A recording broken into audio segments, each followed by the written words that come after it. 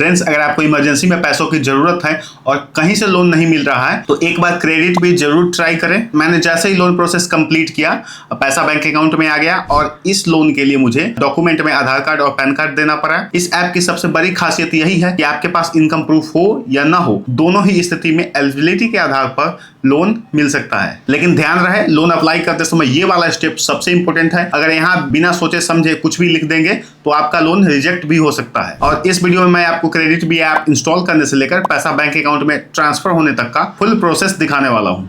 Video के description में credit B app का लिंक है, क्लिक करते ही आपको प्ले स्टोर में रिडायरेक्ट कर देगा। यहाँ से ये क्रेडिट बी ऐप को इंस्टॉल कर लेना है। इंस्टॉल करने के बाद जब ऐप पहली बार ओपन करेंगे तो इस तरह आ जाएगा। हिंदी या इंग्लिश जिस भाषा में यूज करना चाहते हैं वो सिलेक्ट करके कंटिन्यू पे क्लिक करेंगे। क्रेडिट बी से 4 तरह के लोन के लिए अप्लाई कर सकते हैं, यहाँ पर आप देख सकते हैं। अब तो क्रेडिट बी यूपीआई भी आ गया है, तो यहाँ से आप पेमेंट्स भी कर सकते हैं। लोन अप्लाई के लिए login sign up with mobile पर क्लिक करेंगे। यहाँ मोबाइल नंबर देकर कंटिन्यू पे क्लिक करेंगे। यहाँ ओटीपी देकर कंटिन्यू पे क्लिक करेंगे। अब परमिशन मांगेगा तो अलाउ कर देंगे।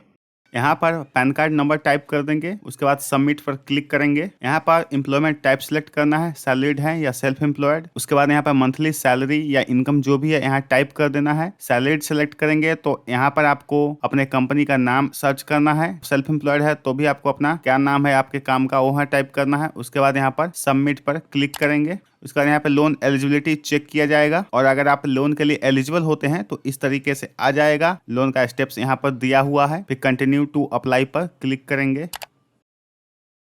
ये 3 स्टेप बचा हुआ है और अगला वाला तो बहुत इंपॉर्टेंट है, तो ध्यान से देखिएगा। यहाँ पे कंटिन्यू एप्लीकेशन पे क्लिक करेंगे। यहाँ सिविल स्कोर चेक होगा, कंटिन्यू पे क्लिक करेंगे और यहाँ केवाईसी डॉक्यूमेंट्स पे क्लिक करेंगे। यहाँ एड्रेस प्रूफ के लिए अपलोड पे क्लिक करेंगे और यहाँ पे 4 ऑप्शन है। जो भी तरीका आपको आसान लगे उससे अपना एड्रेस वेरीफाई करा सकते हैं। मैं यहाँ आधार केवाईसी के द्वारा ये प्रोसेस कंप्लीट करूंगा। इस पे क्लिक करेंगे।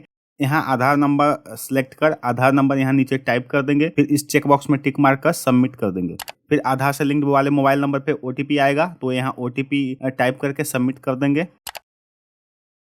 फिर उसके बाद सेल्फी लेने के लिए कैप्चर पे क्लिक करेंगे और जब ये सर्कल ग्रीन हो जाए तो इस पे क्लिक करके फोटो ले लेना है और फिर सबमिट कर देंगे।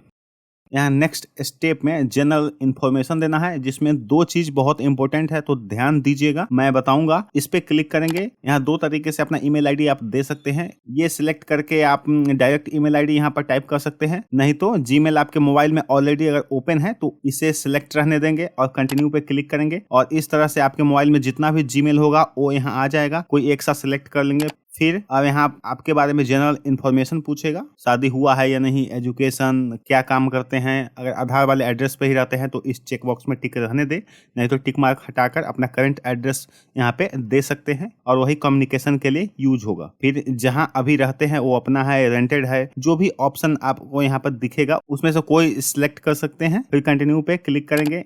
ये तीसरा स्टेप इनकम वेरीफाई का है। देखिए मैं क्या करता हूँ, यहाँ 2 ऑप्शन है। अगर आप महीने के अच्छा खासा सैलरी उठा रहे हैं या अपने काम धंधे से ही अच्छा खासा कमा रहे हैं तो इनकम वेरीफाई करा सकते हैं। आपको 6 महीने का बैंक स्टेटमेंट देना पड़ेगा। फिर ज्यादा चांसेस है कि आपको लोन मिल सकता है और वो भी ज्यादा लिमिट के साथ, बशर्ते आपका सिविल स्कोर भी अच्छा हो। अगर आप चाहते हैं इनकम बाद में वेरीफाई कराना तो इसे स्किप फॉर नाउ पर क्लिक करके अभी छोड़ भी सकते हैं। मैं यही करने वाला हूँ। अब यहाँ लास्ट स्टेप रेफरेंस का आएगा। यहाँ आपको अपने कॉन्टैक्ट लिस्ट में से 2 व्यक्ति का मोबाइल नंबर देना पड़ेगा। ध्यान से नंबर दीजिएगा, क्योंकि अगर आप लोन की ईएमआई देने में लेट करेंगे या कोई भी प्रॉब्लम होगा तो उस नंबर पे भी कॉल करके बोल सकते हैं। वो नंबर देने के बाद कंटिन्यू करेंगे। अब इस तरह लोन एप्लीकेशन सबमिट हो जाएगा। अब यहीं पे लोन एक्सेप्ट या रिजेक्ट हो सकता है।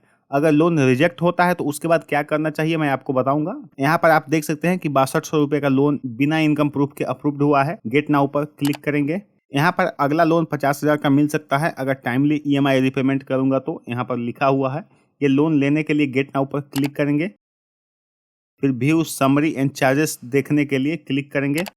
लोन का सारा डिटेल्स यहाँ लिखा मिल जाएगा। देख सकते हैं आप कि 6200 का लोन ले रहा हूँ तो मुझे बैंक अकाउंट में सिर्फ 5500 रुपए ट्रांसफर किया जाएगा, बाकी 700 रुपए चार्जेस में काट लिया जाएगा। मुझे ये इंश्योरेंस और क्रेडिट रिपोर्ट नहीं चाहिए तो ये टिक मार्क हटा देंगे। तो आप देख सकते हैं 5621 रुपए अकाउंट में आएगा। यहाँ पर एनुअल इंटरेस्ट रेट देख सकते हैं 29.95% है और एनुअल परसेंटेज रेट जिसे APR कहते हैं वो 71.56% है। ये एपीआर काफी ज्यादा लग रहा है। एपीआर का मतलब होता है एक लोन पे लगने वाला सारा इफेक्टिव कॉस्ट होता है, जिसमें इंटरेस्ट रेट, प्रोसेसिंग फी और प्रोसेसिंग फी पे लगने वाला 18% जीएसटी और बाकी और भी चार्जेस जो होते हैं वो भी ऐड होते हैं इस एपीआर में। और 4 महीने में मुझे लौटाना पड़ेगा 6591 रुपया। तो आप देख सकते हैं 6591 में से अगर माइनस करते हैं 5621 रुपया, तो यहाँ पे 9 से 70 रुपया मुझे एक्स्ट्रा देना पड़ेगा 5621 रुपए के लोन पे। व्यू रीपेमेंट शेड्यूल पे क्लिक करके यहाँ पर ईएमआई डिटेल्स देख सकते हैं कि कब मुझे ईएमआई पे करना है। यहाँ पे कंटिन्यू पे क्लिक करेंगे। यहाँ लोन क्यों ले रहे हैं उसका एक कारण सिलेक्ट करके कंटिन्यू पर क्लिक करेंगे। यहाँ बैंक अकाउंट ऐड कर देंगे, फिर कंटिन्यू करेंगे। डिजिटली साइन करने के लिए कंटिन्यू पे क्लिक करेंगे। आप इसे पढ़ भी सकते हैं, लोन सैंक्शन लेटर में क्या लिखा है। उसके बाद continue to sign loan document पे क्लिक करेंगे। अब आपके रजिस्टर्ड मोबाइल नंबर पे ओटीपी आएगा, वो यहाँ ओटीपी टाइप करके सबमिट करेंगे। अब इस तरह से लिखा आ जाएगा कि 15 मिनट में लोन का पैसा बैंक अकाउंट में भेज दिया जाएगा, लेकिन मुझे 5 मिनट के अंदर में पैसा मेरे बैंक अकाउंट में भेज दिया गया।